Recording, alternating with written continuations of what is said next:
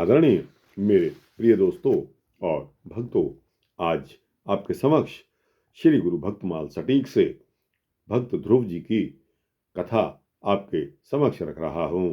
दोस्तों, भक्त ध्रुव जी ने ऐसा अटल नाम प्राप्त किया जिसको आज भी दुनिया याद करती है। दोस्तों, भक्त ध्रुव जी, भक्त प्रहलाद जी, यह एक ऐसे एक्सेप्शंस हैं कि इनका कोई मुकाबला ही नहीं है। तो दोस्तों, इस वृतांत के बारे में आप सुनेंगे तो आपको स्वयं पता चल जाएगा। इस उद्देश्य से मेरा अनुरोध है कि बने रहिए इस वृतांत के अंत तक। आपको स्वयं तभी पता चलेगा कि जब आप इस वृतांत को पूरा सुनेंगे।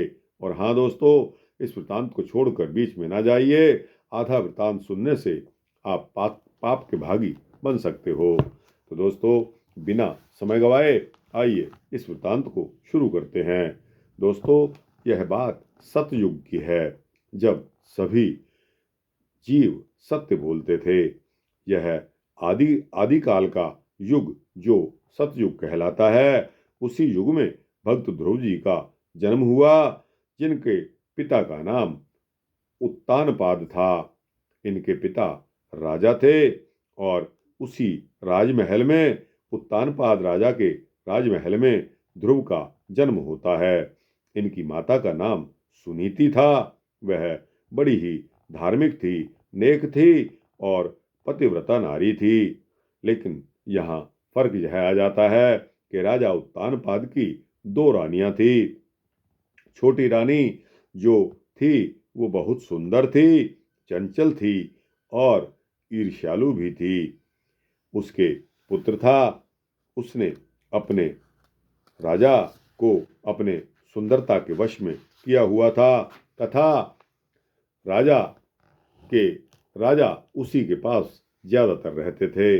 राजा उसके पुत्र को गोद में उठाकर बहुत प्रेम करते थे। सुनीति के पुत्र ध्रुव को छोटी रानी की गोद में बैठकर पिता के प्रेम का आनंद नहीं लेने देती थी। छोटी रानी सुनीति जी के ध्रुव से नफरत मानती थी और पिता की गोद में उसको बैठने से भी मना कर देती थी। ऐसी दशा में बालक कई बार सोचता था कि पुत्र के प्रति पिता के मन का प्यार बहुत ही सुखदायक होता है। वह यह भी सोचता है कि जिस बालक को पिता प्यार नहीं मिलता, उस बालक का जीवन अधूरा है। उसके मन में सारी उम्र वेदना खत्म नहीं होती। दोस्तों, भाई गुरदास जी ने भक्त ध्रुव के जीवन की कथा अपने शब्दों में कुछ इस प्रकार बयान की है। ध्रुव हसदा घर आया, कर प्यार प्यो उछल लिता, बाहों पकड़ अठालिया, मन विच रोस मतरेई गीता। हुड हुलिका मां पुछे, तू सावाणी है कि सरिता, सावाणी हां जन्म दी नाम, न भक्ति करम दृढ़ीता। किस उदम ते राज मिले, शत्रु ते सब होवत मीता, परमेश्वर आराधिये जिद्दू होइये पतित पुनीता। बाहर चल्या करन तप, मन बैरागी होय अतीता, नारद मुनि उपदेस्या, नाम ध्यान आम्यो रस पीता। पिछहु राजे सद्या, अबिचल राज करहु नित नीता, हार चले गुरमुख जग कीता। दोस्तों और भक्तों, भाई गुरदास जी के इस कथन के अनुसार बालक ध्रुव एक दिन बालकों के साथ खेलता हुआ राजमहल में जा पहुंचा। वह बहुत ही प्रसन्न चित्त था। हंसता हुआ देखकर राजा उत्तानपाद के मन में पुत्र के प्रति मोह उत्पन्न हुआ। प्यार उमड़ा। ध्रुव को पकड़कर राजा ने अपनी गोद में बिठा लिया, जकड़कर हृदय से लगाया और माथे पर प्यार देते हुए राजा उससे तोतली आवाज में बातें करने लगा। जब राजा अपने पुत्र ध्रुव से प्रेम भरी बातें कर रहा था तो उसकी छोटी रानी सुरुचि इतने में आ गई, जो पहले ही उससे ईर्ष्या करती थी। वह अपने पुत्र को राज का राजा बनाना चाहती थी। उसने जब देखा कि उसकी सौतन का पुत्र ध्रुव राजा की गोद में बैठा है और राजा बड़े ही प्रेम से उसको प्रेम कर रहा है, तो उसके मन में बहुत क्रोध आया। उसके माथे पर झुर्रियां पड़ गई, होठ मरोड़े गए। उसने शीघ्र ही बालक का बाजू पकड़ा और बाजू पकड़कर राजा की गोद से उठा दिया। तुम राजा की गोद में नहीं बैठ सकते, यहां से निकल जाओ, इस महल में दोबारा कभी मत आना। अपनी छोटी रानी सुरुचि की इस गलत हरकत को देखकर राजा उत्तानपाद चुप रहे। उसे कोई बात नहीं सूझी। वह रानी की सुंदरता और यौवन का ही दास थे। वासना ने उसे दबाया हुआ था, जिस कारण वह बोल भी नहीं सका। वह यह भी नहीं कह सका कि उसे क्या अधिकार था पिता की गोद से पुत्र को बाजू से पकड़कर उठाने का। लेकिन वह चुप रहा। सुरुचि के माथे के बल ने उसको शांत कर दिया और वह केवल सुरुचि को देखता ही रह गया।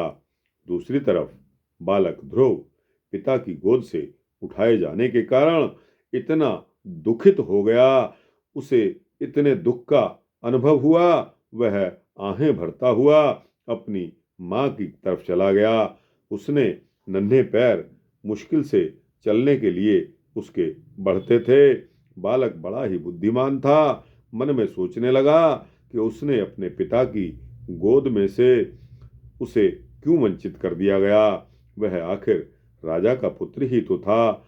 जैसे जैसे वह अपनी माता के पास पहुंच रहा था, वैसे वैसे उसका रुदन और बढ़ता चला गया। अपनी मां के पास जाकर उसकी चीखें निकल गई, जैसे कि किसी ने उस बालक को बहुत मारा हो। प्यारे पुत्र को रोता हुआ देखकर सुनीति का हृदय भर गया। उसने पुत्र को गोद में उठा लिया और गोद में उठाने के पश्चात मां के होते हुए, तुम्हें यह क्या हुआ है? क्या किसी ने तुम्हें मारा है? इतना क्यों रो रहे हो? रोने का मुझे कारण तो बताओ। मां, मैं पिताजी की गोद में बैठा हुआ था। छोटी मां ने मुझे बाजू से पकड़कर उठा दिया और कहा कि तू नहीं बैठ सकता। रोते हुए ध्रुव ने इस तरह अपने रोने का कारण बताया। माता ने कहा कि ठीक है पुत्र, मेरे लाल, तुम्हें अपने पिता की गोद में नहीं बैठना चाहिए। तुम्हारा कोई अधिकार नहीं, कोई अधिकार नहीं। मेरे लाल। रानी ने पुत्र को जकड़कर हृदय से लगा लिया, उसका मुख चूमा और साथ ही रानी का दिल भी रो पड़ा। उसकी आंखों से आंसू आने लगे। मां बोली कि सत्य बताओ, तुम रानी हो कि दासी? मुझे कुछ पता तो चले। मासूम बालक ध्रुव ने पूछा। उसके मन में प्राकृतिक रूप से यह ज्ञान आ गया, पुत्र हूं तो मैं रानी। परंतु वह चुप कर गई। फिर पिता की गोद में क्यों नहीं बैठ सकता? मुझे बताइए ना।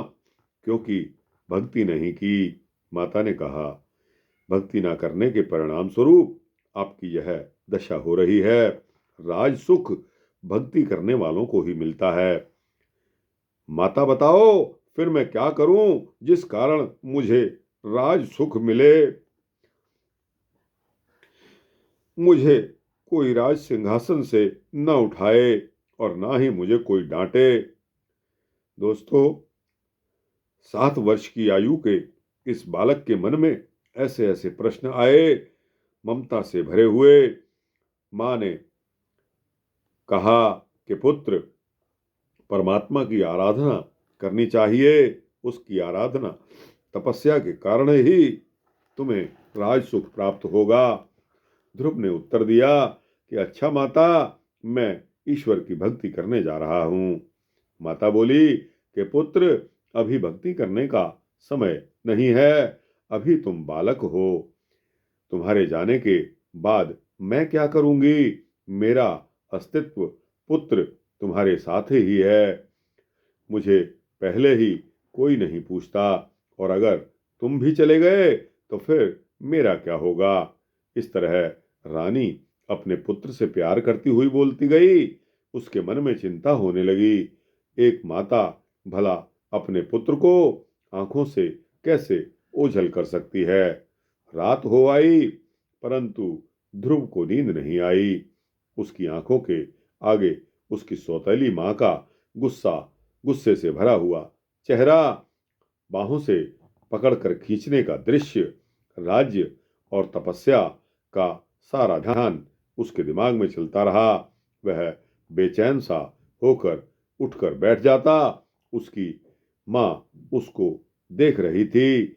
उसने देखा कि जब माता सो रही है, सोती हुई मां को देखकर राजमहल त्याग देने का इरादा उसका अब उसके मन में आ गया, और उस इरादे के तहत आधी रात को ही ध्रुव राजमहल से चुपके से खिसक गया और बाहर चला गया। विधाता की कुछ ऐसी लीला हुई कि राजभवन के पहरेदार भी उस समय आंखें बंद करके सोए हुए थे। नंगे पांव बालक जंगल में पहुंच गया।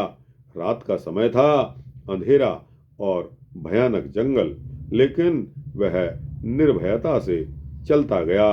उसने किसी चीज की भी परवाह नहीं की। उसकी आंखें सुर्ख लाल हो रही थी। शेर और बघेल दहाड़ रहे थे। शोर मच रहा था, लेकिन वह तनिक भी नहीं डरा। अपने मासूम हृदय से पुकारने लगा कि हे ईश्वर, मैं आ रहा हूं। मैं आपका नाम नहीं जानता। मैं नहीं जानता कि आप कहाँ हैं। वह थककर चूर हो गया, धरती पर बैठ गया। उसे नींद आ गई, सो गया। जब आंख खुली तो सुबह हो चुकी थी। सूर्य देवता की किरणें जंगल में जगमगा रही थी। जब सूर्य देवता की किरणें उसके ऊपर पड़ी, रंग बिरंगे फूलों को देखकर वह चौंधे आ गया। वृक्षों पर पक्षी इलाही राग गा रहे थे। वातावरण एकदम शांत था। उठकर ध्रुव आगे चल दिया। आगे फूलों वाली झील थी, जिसका निर्मल जल नीले रंग की झलक दे रहा था। उसके किनारे जाकर ध्रुव खड़ा हो गया। ध्रुव ने देखा कि पक्षियों के अलावा चौपाया जानवर आते और पानी पी पी कर वापस चले जाते। वह भी किनारे पर बैठ गया। उठकर ऊंची आवाज लगाई, हे ईश्वर, हे ईश्वर, मैं आ गया हूं। उसके आवाज लगाते ही एक कौतुक हुआ। नारद मुनि वहां पर आ गए। नारद मुनि को आया देखकर उसने कहा, क्या आप ईश्वर हैं? उत्तर मिला कि नहीं बालक, मैं ईश्वर नहीं हूं। ईश्वर तो बहुत दूर रहता है, वहां तुम नहीं जा सकते। नारद जी ने उत्तर दिया। तब ध्रुव ने कहा कि मैं क्यों नहीं जा सकता, आप बताइए ना।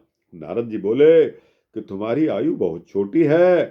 तुम राजा उत्तानपाद के पुत्र हो। मैं यह जानता हूं।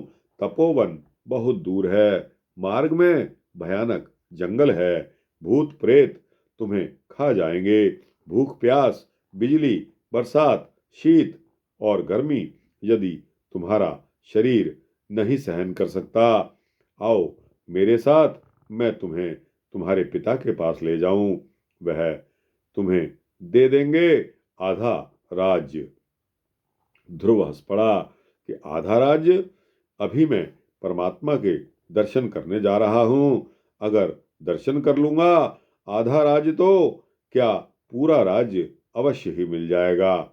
उसने अपने मन में सोचा और फिर निडरता से बोला कि देखिए, मैं नहीं जानता कि आप कौन हैं और कहां से आए हैं। यदि आप मुझे परमात्मा की भक्ति से रोकते हो तो फिर आप भी मेरे दुश्मन हो।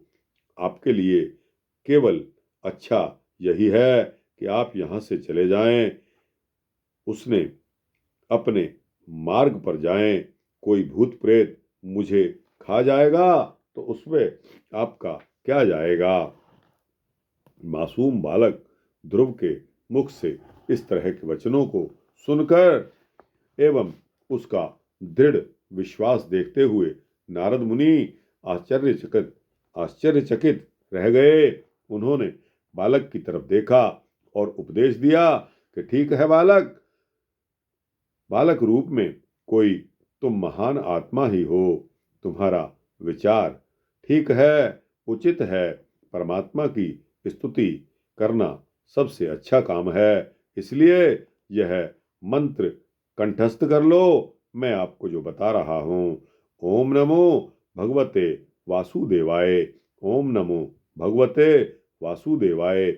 और आंखें बंद करके केवल कलेश हरि कलेश हरि हरि का ध्यान करते रहना। कोई विघ्न नहीं आएगा। तुम्हारे समस्त कार्य संपूर्ण हो जाएंगे। ऐसा उपदेश करके ब्रह्म शक्ति से नारद मुनि अलोप हो गए। उनका अलोप होना ध्रुव के लिए आश्चर्य की बात थी। ध्रुव ने सोचा कि यहीं कहीं तो ईश्वर नहीं है। बालक के मन में संदेह उपजा। वह आगे जाकर एक पत्थर की शिला पर जाकर बैठ गया और भक्ति करने लगा। दूसरी ओर मां सुनीति जागी। उसने अपने कमल नयनों से अपने पुत्र की तरफ देखा तो उसका बिस्तर खाली था। शीघ्रता से वह उठी। दिल धड़कने लगा। उसने आवाज लगाई कि बेटा ध्रुव, ध्रुव मेरे लाल, आप कहाँ हो। महल में शोर सा मच गया। दासियां आई लेकिन किसी ने भी नहीं बताया कि ध्रुव कहाँ है। सारे महल में खोजबीन का काम शुरू कर दिया गया। महल के साथ बाग बगीचों में भी उनकी खोज हुई। दास दासियों से पूछा गया लेकिन ध्रुव का कोई अता पता नहीं चला। सुनीति व्याकुल हो गई। उसकी आंखों के आगे अंधेरे आने लगे और उसके सिर के बाल गले में अपने आप ही बिखर गए। राजा उत्तानपाद को जब इस बात की सूचना मिली तो वह सुनीति के महल में पता करने के लिए जाने लगा, लेकिन छोटी रानी ने उसे इस काम के लिए भी रोक दिया। राजन मत जाएं, स्वयं मिल जाएगा। उसने चालाकी की होगी, स्वयं ही छिप गया होगा। वह आपको चकित करना चाहती है। छोटी रानी की बात को सुनकर भी राजा रुक गया और मन ही मन सोच रहा था कि एक तो कि एक तारा हाथ में पकड़े नारद मुनि की जी खड़ाओं की खड़खड़ाहट करते हुए आ गए। राजा के पास आकर नारायण हरि नारायण नारायण हरि नारायण का उच्चारण करते हुए वहां नारद जी आ गए।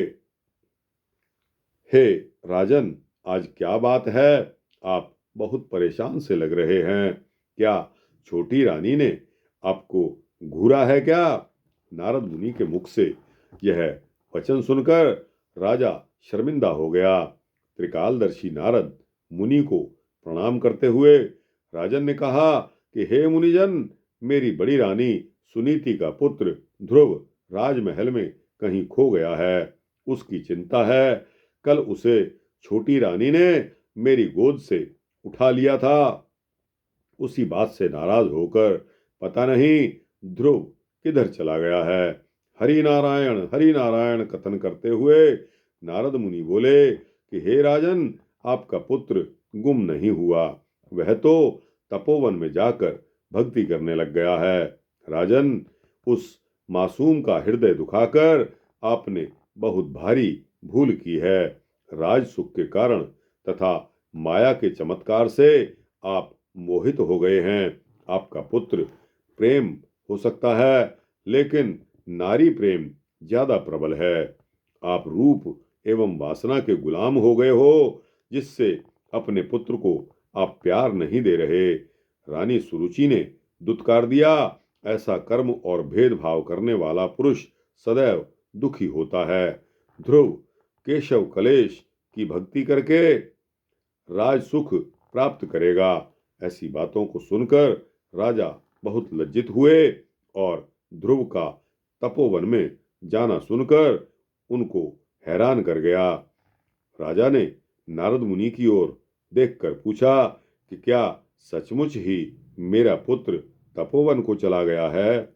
वह घोर तप करेगा। मासूम सा बालक भूख, गर्मी और सर्दी को किस तरह सहन करेगा? उफ! यह कहकर राजा ने आहें भरी। राजा को आश्चर्य हुआ और बोला कि हे मुनिवर, यह आपने बड़ी अशुभ खबर सुना दी। कृपा करके आप जाकर मेरे पुत्र को वापस ले आएं। मैं उसे अपना आधा राज्य दे दूंगा। वह अपने राज्य में सुख से जीवन व्यतीत करके अपना धर्म परायण बने, जीवन की सारी खुशियां पाए। लेकिन मैं यह नहीं देख सकता कि मेरा पुत्र ध्रुव भूख प्यास से मरे। नारद मुनि कहते हैं कि हे राजन, वापस लाने की कोशिश करना, परंतु वह आएगा नहीं। वह अवश्य ही तपस्या करेगा। यह कहकर नारद मुनि हरि नारायण कहते हुए रानी सुनीति के पास गए और उनको हौसला बंधाया और कहा कि हे रानी, आपकी गोद सफल हुई, आप चिंता ना करें। आपको तो खुश होना चाहिए, आपका पुत्र एक महान भक्त बनेगा। राजा उत्तानपाद जंगल में ध्रुव के पास उसे राजमहल में लाने हेतु मनाने के लिए गया। बहुत सारा लालच दिया, बहुत मिन्नतें की, परंतु राजा अपने पुत्र ध्रुव को वापस लाने में सफल नहीं हो सका। वह निराश होकर वापस आ गया। राजा के जाने से ध्रुव को दृढ़ विश्वास हो गया कि भक्ति करना ही उचित है। यदि तपस्या से पूर्व आधा राज मिल जाता तो भक्ति करने से अवश्य प्रभु एवं उनकी भक्ति का नाम मिलेगा। वह बिना अन्न जल के रहकर घोर तपस्या में लग गया। इंद्र देवता ने ध्रुव की तपस्या को भंग करने के लिए अनेकों यत्न किए, माया के चमत्कार दिखाए, लेकिन बालक ध्रुव अडिग रहा। उसने नेत्र भी नहीं खोले। अंत में इंद्र ने मायावी दैत्य ध्रुव को भयभीत करने के लिए भेजा। वह दैत्य बड़ा ही भयानक था। उसने तपोवन में भयानक खौफ पैदा किया हुआ था। उसने अंधेरी बारिश, ओले और वृक्ष गिराए और धरती को हिला दिया, परंतु ध्रुव फिर भी अडिग रहा। घोर तपस्या करते करते ध्रुव ने इंद्र को भयभीत कर दिया। इंद्र अपने राज दरबार से चलकर भगवान विष्णु के पास आए। उन्होंने कहा कि प्रभु, ध्रुव तपस्या कर रहा है कहीं। इंद्र की बात पूरी नहीं हुई तो भगवान विष्णु सारी बात अंतर्दृष्टि से जान गए। उन्होंने कहा कि हे इंद्र, ध्रुव जिस इच्छा को धारण करके घोर तप कर रहा है वह अवश्य पूरी होगी। उसकी इच्छा आपका राज लेने का नहीं है, वह तो अपने परमात्मा का ध्यान कर रहा है। उसे वह अवश्य मिलेगा। ऊंची पदवी तथा संसार में प्रसिद्धि प्राप्त होगी। यह सुनकर इंद्र अपने राजभवन में प्रसन्न होकर चला गया। उसके पश्चात भगवान विष्णु अपना रूप बदलकर तपोवन में पहुंच गए। उन्होंने वैसा ही रूप धारण किया जैसा कि ध्रुव के ध्यान में था।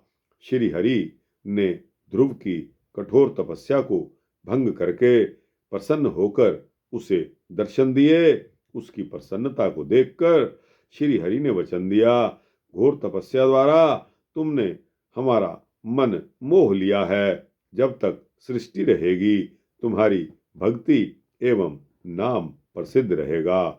जाओ, राज सुख प्राप्त होगा और तुम्हारा नाम सदा ही अमर रहेगा। ऐसा वर देकर अपने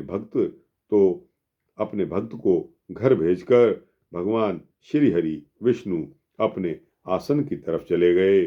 नारद मुनि ने इस बारे में राजा उत्तानपाद को सूचित कर दिया। वह रथ लेकर अपने पुत्र का स्वागत करने के लिए खुशी से आया। ध्रुव के आगमन पर प्रजा ने मंगलाचार और खुशियां मनाई।